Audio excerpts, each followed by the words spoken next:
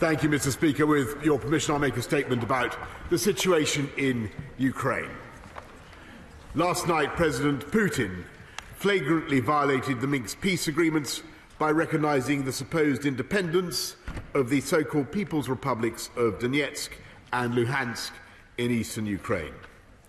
In a single inflammatory speech, he denied that Ukraine had any tradition of genuine statehood, claimed that it posed a direct threat to the security of Russia, and hurled numerous other false accusations and aspersions.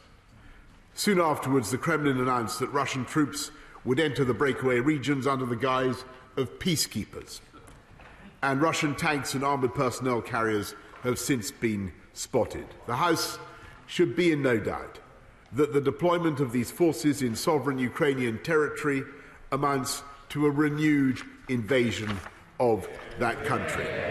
And by denying Ukraine's legitimacy as a state and presenting its very existence as a mortal threat to Russia, Putin is establishing the pretext for a full-scale offensive.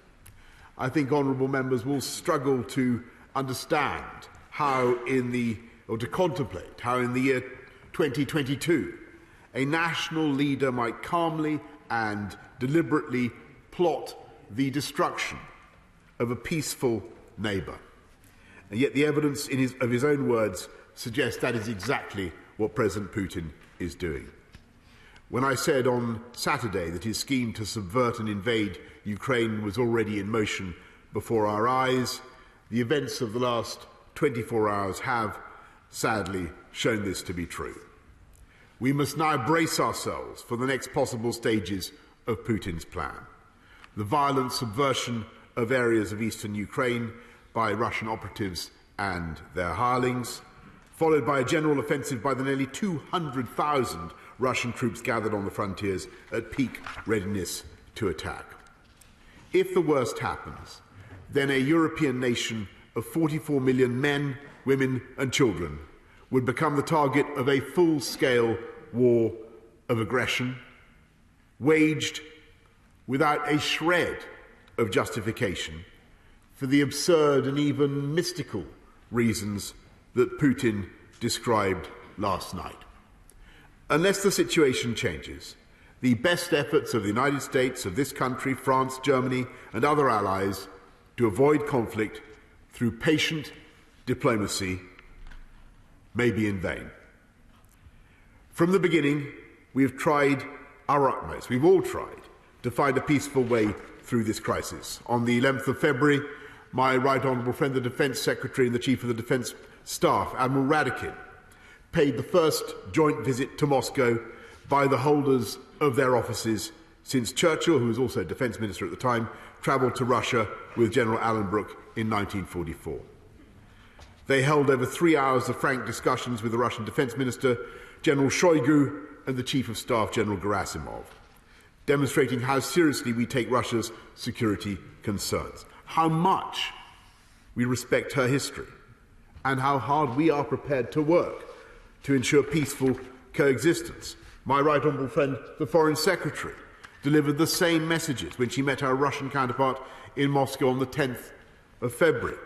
I've spoken on a number of occasions to President Putin since this crisis began, so has President Biden, while President Macron and Chancellor Scholz have both visited Moscow. Together, we have explored every avenue and given Putin every opportunity to pursue his aims by negotiation and diplomacy. And I will tell the House, we will not give up. We will continue to seek a diplomatic solution until the last possible moment.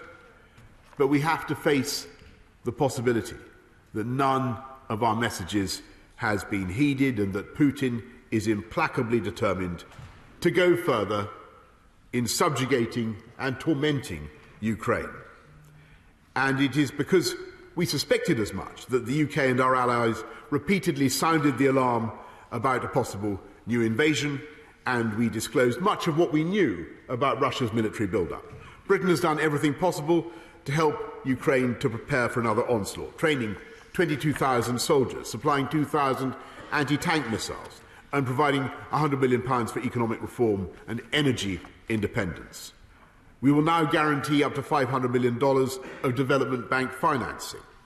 I travelled to Kiev to meet President Zelensky on the 1st of February. I saw him again in Munich the weekend. I spoke to him again last night, soon after President Putin's speech, to assure him, as I'm sure the whole House would agree, was the right thing to do. I assured him of Britain's unwavering support for Ukraine's sovereignty and territorial integrity.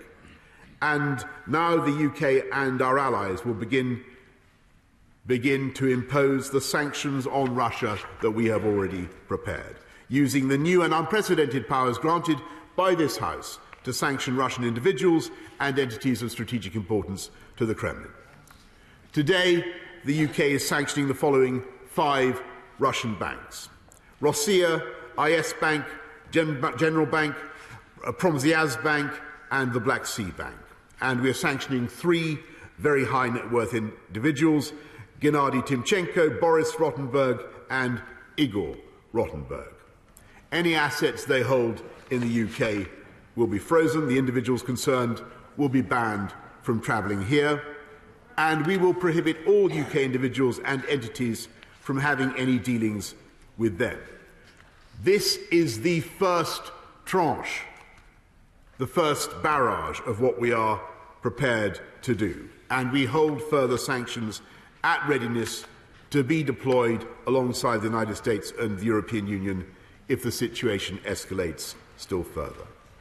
Last night, our diplomats joined an emergency meeting of the UN Security Council, and we will raise the situation in the Organisation for Security and Cooperation in Europe. And let me emphasise what I believe unites every member of this House with equal determination: the resolve of the United Kingdom to defend our NATO allies is absolute and immovable. We've already doubled the size of our deployment in Estonia, where the British Army leads NATO's battle group, and when I met President Levits of Latvia and Prime Minister Kallas of Estonia in Munich on Saturday, I told them that we would be willing to send more British forces to help protect our allies if NATO makes such a request.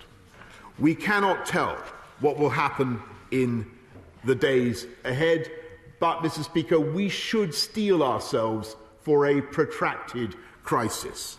The United Kingdom will meet this challenge side by side with our allies, determined that we will not allow Putin to drag our continent back into a Hobbesian state of nature where aggression pays and might is right.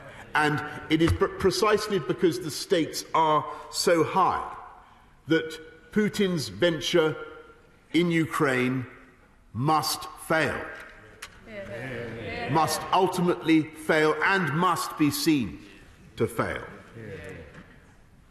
That will require the perseverance and the unity and the resolve of the entire Western alliance, and Britain, the UK, will do everything possible to ensure that that unity is maintained.